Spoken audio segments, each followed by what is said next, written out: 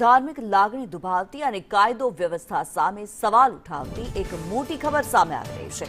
આણંદના તુલસી ગરનાળા વિસ્તારમાં આવેલા સુપ્રસિદ્ધ રગડી દાદાના મંદિરમાં તોડફોડની ઘટના સામે આવતા ભક્તોમાં ભારે રોષ જોવા મળી રહ્યો છે।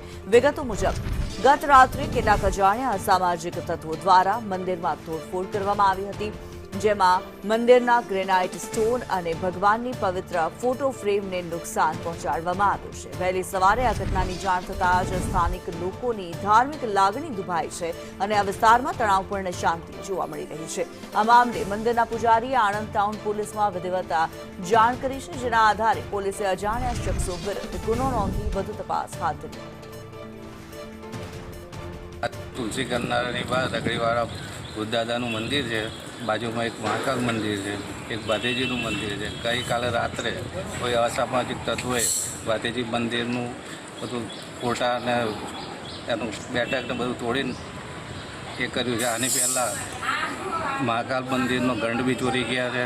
એની પહેલાં રગડીવાળા મહારાજની દાનપેટી પણ રાત્રે તોડીને લઈ ગયા છે। આવું અનેક વારંવાર થતું આવ્યું છે। તો પોલીસને એક વિનંતી કે રાતના પેટ્રોલિંગ કરી